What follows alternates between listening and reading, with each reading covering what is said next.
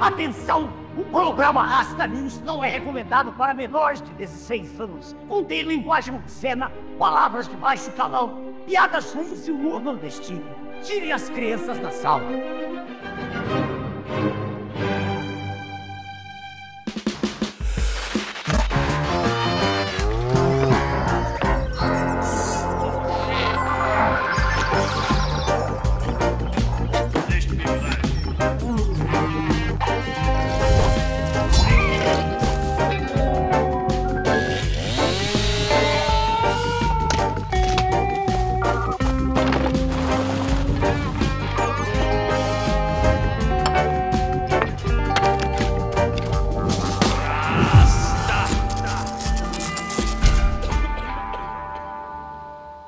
Boa noite, embaixadores. Boa noite, rastos e rastos. Sejam bem-vindos a mais um Rasta News, o seu jornal semanal isento de notícias.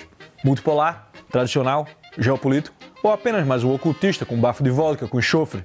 No Rasta News de hoje, falaremos sobre esta figura que é envolta em mistério, fumaça e um tantinho assim de gnose. Receba a gnose! O Saruman dos podcasts, o guru messiânico da machosfera, o coach geopolítico com pós-graduação em macumba. No Rasta News de hoje, Alexander Dugin.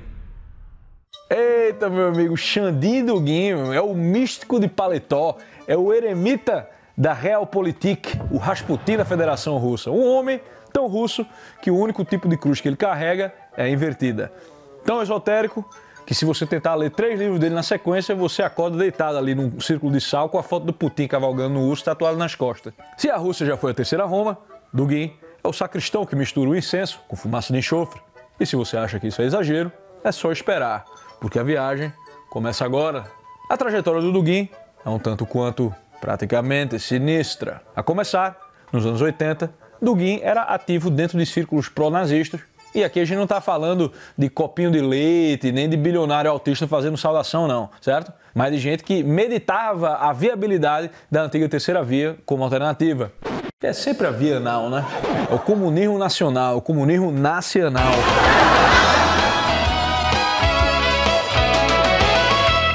De 94 a 98, Dugin fez parte do Partido Nacional Bolchevique da Rússia, que queria encontrar uma forma de combinar comunismo e nazismo. Bom, misturar comunismo com nazismo é tipo misturar água e sal de cozinha com água do mar, né? São diferentes, mas não o suficiente para quem vai ter que beber um copo dessa merda, né? Além de se engajar em grupos revolucionários, Dugin estava associado a inúmeras pessoas e grupos ocultistas, começando pelo círculo Yuzhinsky, no qual ele foi iniciado lá em 1980 por Gaydar Djemal. Gaydar demais, né?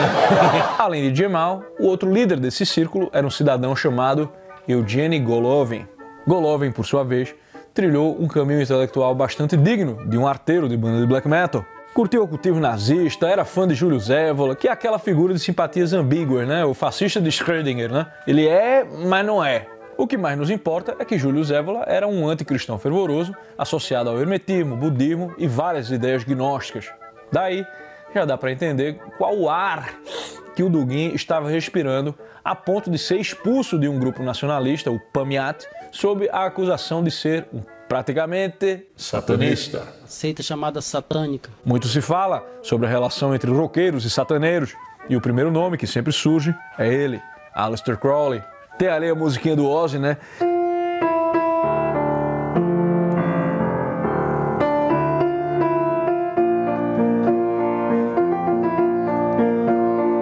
Tem o maluco lá do Led Zeppelin que comprou a casa do Crowley e que era praticamente um praticante de magia. Tem os Beatles que colocaram o Crowley ali na capa do Sgt. Pepper. Enfim, frequentemente o nome do Crowley é usado como prova cabal de que o diabo é o pai do rock, o quiabo é o pai do nhoque, meu amigo. Porque o próprio Crowley chamava a si mesmo de a besta. Besta, mas parecia um menzinho.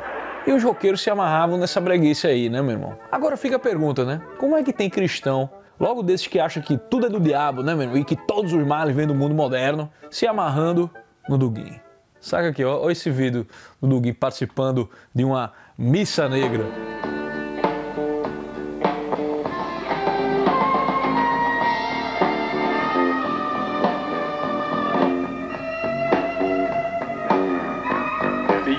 Очень старый бог, достопочтимый бог, господин времени, создан церквом. Ты Появился мне как радостный и довольный Бог, исполненный могущества король, Отец.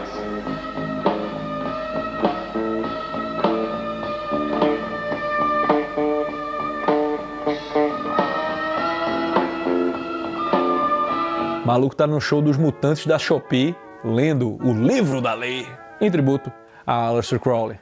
Isso aí que ele tá lendo, meu irmão, é o livro da lei, né? Onde diz aquele, faz o que tu queres, pois é tudo da lei. Olha aí, ó, Raul Seixas e o pau no coelho, né? Faz o que tu queres, pois é tudo da lei, da lei.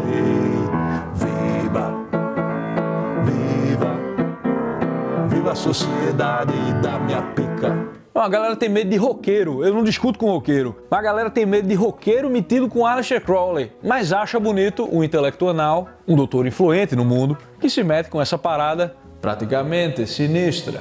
Vocês estão de brincadeira comigo, né, meu irmão? Em muitos dos seus trabalhos, na capa dos seus livros e na logo do seu partido Eurásia, encontra-se um símbolo que presumidamente representa a ideia de multipolaridade.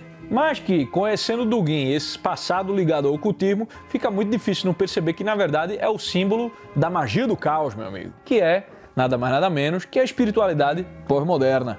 Será o Dugin um mago, um sataneiro, um roqueiro, o Rasputin do Putin? Bom, a secretária pessoal do Dugin diz que ele é um cristão ortodoxo devoto e que ele apenas teve uma curiosidade nesses assuntos. Mas isso aí me parece uma conversa fiada, né? Conversa fiada, cara? Curioso era o Rogério Skylab, né, meu irmão? Deu o furico ali 3 vezes sem gostar, só pra ver como é que era. Esse aí é um investigador, um cientista. O teorema de Skylab nos diz que você pode fazer uma coisa até 3 vezes sem gostar. Mas daí vem esse maluco aí, meu irmão, há décadas frequentando esses círculos ocultistas aí, e agora vai vir me dizer que foi apenas uma curiosidade, hein? Ainda o símbolo usa, né? Não minta isso pra mim, né? Tipo, claramente ocultista, né? Inclusive, a própria introdução dele ao cristianismo foi em 99, quando ele entrou num grupo cristão esotérico dissidente da Igreja Ortodoxa Russa, né? Chamado os Old Believers. Além disso, Dugin já expressou umas ideias claramente heréticas, né? Tipo, vi dizer que o verdadeiro cristianismo rejeita o Velho Testamento, o que deixa esse suposto cristianismo do Dugin com um cheiro ainda mais fétido de gnose e de mentira. Porra, meu irmão, tu pode não acreditar aí em bruxa voadora, bola de fogo... Sou eu, bola de fogo! ...dardos místicos, macumba, voodoo e os caralho. Mas se você entender que ser um mago é ser alguém que, ao invés de seguir a vontade de Deus, segue a sua própria vontade e tenta manipular o mundo para manifestar essa vontade, então aí, sim, existe uma magia muito poderosa e muito conhecida por todos. A mentira, né? Um grande feiticeiro é capaz de moldar a realidade, mudar a vontade dos outros, influenciar nações e a porra toda, né? Tudo através da sua palavra. Este tipo de magia, conhecida como palavra de poder, eu acredito e já vi acontecer muito. Inclusive, o Brasil tá cheio desses feiticeiros, né? E o feitiço que o Dugin tem soltado nos ocidentais é essa magia de dizer que, de alguma forma, ele está do nosso lado, né? De alguma forma, ele tem a solução para nos salvar deste progressismo, deste identitarismo, esse transgenderismo, esse wokeismo, que a gente já não aguenta mais. Para a direita, eles se apresentam como os restauradores dos bons costumes. Já para ganhar a esquerda, eles se apresentam como uma força anti-americana contra o imperialismo yankee. Confia? Alguns dirão que a influência do Dugin é muito limitada, que é um exagero achar que exista alguma relação entre as suas ideias e as ações do Putin. Bom, se ele influencia o Putin ou não, eu não sei, tá entendendo? Ou melhor, eu vou fingir que não sei, certo? Mas com certeza eu sei que toda vez que alguém quer saber algo sobre a Rússia, essa pessoa vai lá e entrevista o Dugin, né? É o Tucker Carlson, é o Verdevaldo, Estudo Quinto Elemento e até o meu querido amigo Platinho, o metaleiro mais gata da machosfera, entrevistou o Dugin. I really like some Russian songs. The song that became the Tetris song, I forgot the name. The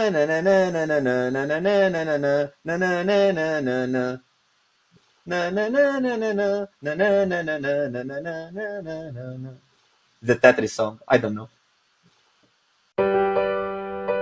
É sempre o Dugin que a galera entrevista. Por quê? Porque ele é o pensador russo mais influente desde o fim da União Soviética. Dugin busca apresentar uma alternativa para o liberalismo, tanto no sentido que a gente usa a palavra no Brasil, que se refere apenas a livre comércio, menos Estado, menos Marx, mais Mises, aquela parada, né? E que é normalmente chamado de direita fascista e neoliberal, né? É tanto para esse liberalismo quanto para o liberalismo no sentido que se usa nos Estados Unidos, que é mais social-liberal, das minorias, do meu direito de fumar, cheirar, chupar, que é aquele liberalismo oriundo mais daquela galera do Jean-Jacques Rousseau que cheirou umas carreiras de John Rawls. O que atrai muitos conversadores para o papo do Dugin é que ele se opõe ao mundo moderno. Existe um tipo de conversador brasileiro que já percebeu que o conversadorismo inglês é moderno, iluminista e, portanto, problemático. E aí o Dugin pega carona nas críticas que tradicionalistas como o grande MC perennialista René Negrão fazia ao mundo moderno e à sua mentalidade. O erro não está no que o Dugin critica per se, né? Porque há verdades, de fato, no que ele denuncia. Mas o problema está na forma como ele propõe resolver esse problema, né? O Dugin é um daqueles sujeitos que olha para o prédio da modernidade em chamas e grita, né? Precisamos de um retorno ao fundamento espiritual, né? Então, ele propõe reconstruir a civilização sobre alicerces ocultistas, gnóstico, esotérico, pré-cristão, como se fosse possível combater a visão errada do modernismo com a completa indiferença que aceita qualquer coisa tão típica do pós-modernismo. Se o modernismo, como diz o Modris Eckstein, né, é o culto ao evento sensacional, o pós-modernismo é a indiferença blasé. Né? É Stravinsky versus Andy Warhol. Né? É a força explosiva da construção dos grandes projetos, da nação, da classe, do indivíduo, de tudo, versus aquela mentalidade que olha para as espiritualidades diversas, para as ideias diversas, como uma espécie de enlatado que você encontra num supermercado e você tipo, vou aderir a esse aqui. Né? Quando Dugin esboça os conceitos de uma quarta teoria política para superar o liberalismo, o comunismo e o nazifascismo, que aprisionaram o homem moderno no racionalismo, no deísmo e depois no materialismo e no ateísmo, ele fala com todas as letras, né? Não apenas os símbolos supramentais mais elevados da fé podem ser tomados a bordo, mais uma vez como um novo escudo, mas também aqueles aspectos irracionais de cultos, ritos e lendas que deixaram os teólogos perplexos nos estágios anteriores. Se rejeitarmos a ideia de progresso inerente à modernidade, que como vimos acabou, então tudo que é antigo ganha valor e credibilidade para nós simplesmente porque é antigo. Antigo significa bom, e quanto mais antigo, melhor. De todas as criações, o paraíso é a mais antiga. Os portadores da quarta teoria política devem se esforçar para descobri-lo novamente em um futuro próximo. Isso aqui é a gnose com pós-modernismo, né? Ou seja, qualquer merda serve. O que importa é ser antiga, não é ser verdadeira, né? Ele quer a ordem, mas é uma ordem sem logos, né? Ele quer a hierarquia, mas sem a graça santificante. Quer um mundo com raízes, mas planta essas raízes aonde? Num solo ácido de tradição inventada, onde a cruz é ali um adereço opcional e o sangue é a pura mística política, né? Cruz, graça, queda, salvação, pecado original, revelação. Pode ser. Mas também pode ser Iule, eugenia, sacrifício humano e Tupinivique de Osasco tomando hidromel escutando a Mona Marta. Contanto que seja contra o modernismo. No caso do Dugin, a escolha é um cristianismo amputado, né, meu irmão? Com aquela roupagem de Império Bizantino, mas alma de vampiro à máscara, né? Dugin escolheu o clã ali de Simishi, né, para lutar contra a modernidade. Aonde ele vai buscar essa saída para a modernidade? Em um autor que, apesar de criticá-la, não escapa dela, né, que é o Martin Heidegger. Dugin acredita que o indivíduo, a classe ou a raça, que de acordo com ele eram os três sujeitos históricos do liberalismo, do comunismo e do nazifascismo, esses precisam ser superados. A sua quarta teoria política vem então fazer uma operação alquímica, meu irmão, nas três ideologias que assolaram a modernidade. E aí, do nazismo, ele expurga o racismo, mas pega o ethnos, que é a valorização da herança comum de um povo. Do comunismo, ele expurga o materialismo, mas aproveita tanto a mitologia da visão escatológica do fim da história, como as críticas à burguesia e ao liberalismo. E do liberalismo, ele pega alguma coisa, joga tudo fora, mas preserva a liberdade. Mas como assim? Isso aqui tá me parecendo receita de banda de prog metal, né? De repente o cara mistura violinos com bateria. Não se diz violino, se diz violino. Mas essa liberdade a ser preservada não é a liberdade individual, porque o indivíduo ele é muito limitado no que ele pode fazer, né? Segundo Dugin, o indivíduo tem liberdade justamente porque ele pode fazer muito pouco. Então, de quem é a liberdade que deve ser defendida? Ele se volta então para Heidegger em busca deste sujeito histórico e decide que esse aí tem que ser o Dasein, né? Depois dessa macumba necromântica de filosofia política, ele vai fazer mais uma operação alquímica nesse próprio Dasein, que Heidegger desenvolve o conceito de Dasein como o ente que está aberto ao ser, né? É aquele cuja existência é marcada pela possibilidade de compreender o ser e dar sentido ao mundo. Ou seja, não é um sujeito cartesiano ali, isolado, mas como uma existência lançada no mundo sempre em relação com o tempo, com a finitude e a verdade do ser. Já para Dugin, o Dasein não é apenas o ser humano individual ali, né? Mas ele pode ser traduzido em coletividades, em povos, em civilizações inteiras, basicamente. E aqui é sacanagem, né? A conclusão que Dugin tira disso é tão autocentrada quanto qualquer filosofia moderna, né? Só que diluída ali na impessoalidade de um geral. Nesse caso, a Rússia, né? A Rússia, nesse contexto, é um Dasein, né? É um povo-ser lançado na história, portador de um destino ontológico singular e que tem diante de si uma missão existencial, afirmar o seu ser contra a decadência ocidental. Mas, meu irmão, o maluco é basicamente o discurso do príncipe Myshkin ali no Idiota, no jantar na casa de Aglaya, quando ele pira na batatinha no milenarismo russo, né? A missão espiritual do povo russo que vai salvar o mundo da corrupção. Só que o príncipe Myshkin, coitado, além de oscilar entre santo e idiota, ele entra nessa pira por um desejo de amor, né? Pô, é com amor que ele tenta salvar ali a rapariga Anastasia Filipovna, I can fix her, né? Já Dugin faz isso pela velha vontade de poder nietzschiana, que é mais uma ideia merda da modernidade que vai terminar por parir a pós-modernidade. É verdade, mas é moderna, né? É o projeto de poder da kshatriya, né? A casta dos guerreiros. O príncipe Myshkin, ali, na loucura, no desespero, ele termina ficando mais cristão, né? E o Dugin, ele fica mais gnóstico. Receba a gnose! Outra ideia que pega muito no Dugin também, e talvez ajude a alçá-lo a essa popularidade toda, é a tal da geopolítica, meu irmão. Porra, meu irmão, hoje em dia, se você não for podcaster ou geopolítico, você não é nada! Tudo que existe no YouTube hoje é canal masculinista, adolescente refutando adolescente, podcast e canal de geopolítica. Ou seja, canais de fofoca. Já não disse pra não ficar se envolvendo nas fofalhas da gentoca? Se os masculinistas e os red pill passam o dia falando de mulher, os geopolíticos na internet falam do Dugin como se ele fosse o novo Marco Polo, né, meu irmão? Se você é um desses aí, ó, que assiste esses canais de fofoca, certamente você já ouviu falar do Mackinder, que é o famoso pai da geopolítica, né, da teoria do Heartland, da Ilha Mundo. Fazendo um resumo porco aqui das ideias do Mackinder, ele propõe ali a ideia de que quem controlar o Heartland poderá controlar o mundo inteiro. A região do Heartland é basicamente o território russo, somado às suas áreas adjacentes, né? E para controlar o Heartland, uma nação deveria controlar a região da Europa Oriental, justamente ali onde a Rússia está, né? Mas alguns países ali até a Alemanha, né? Quem dominasse esse território dominaria o Heartland e em seguida dominaria as áreas adjacentes e conquistaria a Eurásia, que dá nome ao partido do Dugin. Em seguida, quem dominasse a Eurásia dominaria a Ilha Mundo e por fim dominaria o mundo. Além do domínio do Heartland, Mackinder também levantou a questão dos conflitos entre potências marítimas e potências terrestres ao longo da história, né? Tudo isso influenciou o mundo inteiro, mas bateu forte no coração dos russos que se viram ali mais uma vez no centro da história e bateu muito mais forte no coração do Dugin.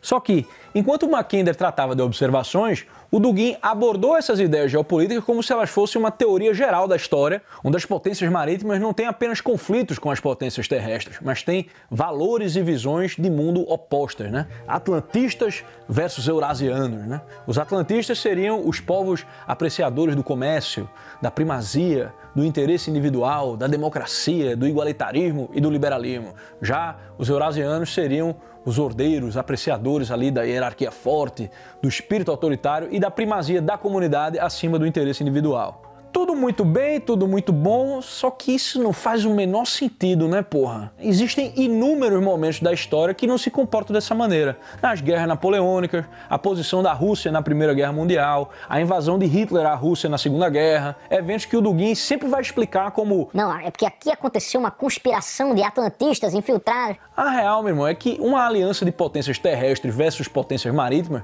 não é uma descrição precisa da realidade, mas é um objetivo futuro que o Dugin, numa espécie de feitiço, usa como ferramenta para explicar tudo. É o profeta do futuro do passado, né, meu irmão? É que o Martin McFly voltou e comeu a própria mãe. Aí, meu amigo, eu tenho que ver um monte de brasileiro, né? O maluco abre a janela do apartamento dele ali em João Pessoa, vai na praia tomar uma água de coco, volta para casa e escreve no computador que atlantistas não passarão.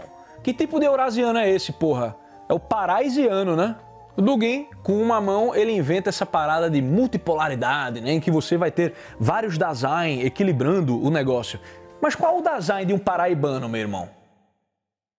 Né? O maluco tá lá na terra de Ariano Suassuna, né? Estuda num colégio que foi provavelmente fundado por algum jesuíta, e a avó reza pra Padre Cício e se confessava com Frei Damião.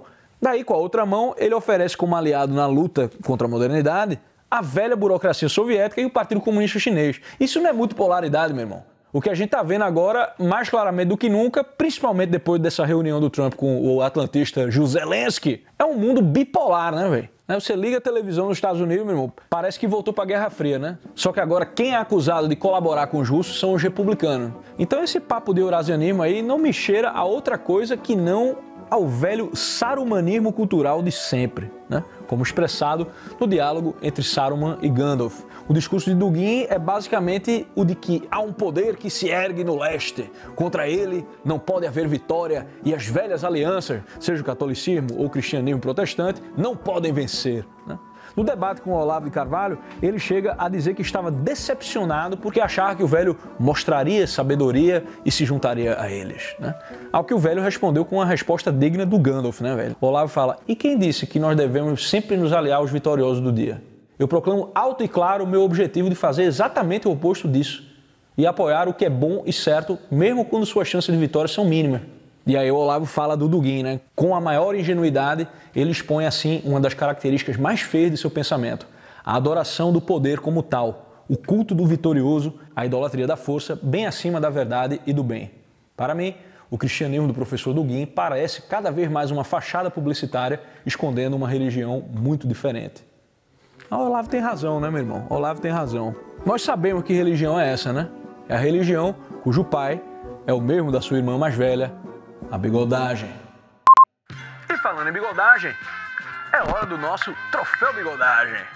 E o Troféu Bigodagem de hoje vai para ninguém menos que Rasputin, o homem que confundiu penitência com pornografia litúrgica, que foi de camponês sem cueca a conselheiro espiritual do trono imperial, tudo isso com a lábia de um coach e o hálito de um bode em combustão, né? O guru que achava que cada pecado cometido era uma oportunidade a mais para Deus perdoar. Ou seja, um evangélico reverso com carteirinha VIP no prostíbulo da czarina, né? Rasputin é a semente de onde brotou Dugin. Ambos partilham a mística surubista incoerente, a manipulação de símbolos como se fossem imãs de geladeira e a crença de que com um bom sermão e uma barba dá para fundar uma civilização nova. Rasputin merece o troféu bigodagem pelo uso do seu poder de influência sobre a nobreza, né? A czarina tornou-se completamente dependente dele, acreditando que ele era o único capaz de curar ou aliviar os surtos de hemofilia do seu herdeiro Alexei, e com isso passou a consultar Rasputin sobre questões de Estado, como se ele fosse ali profeta e ministro, né?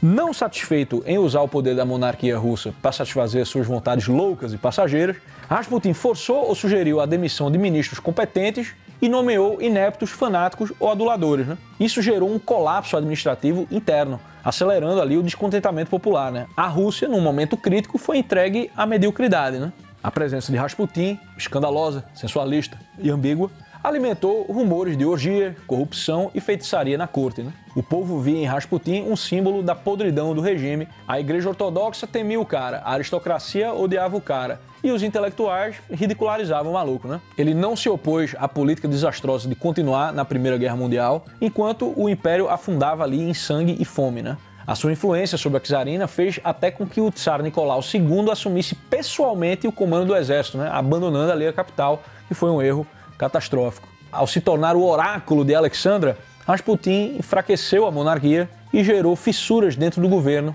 entre os que queriam a sua expulsão e os que temiam confrontar a casa imperial. A própria Duma, né, o parlamento, chegou a protestar oficialmente contra a influência dele.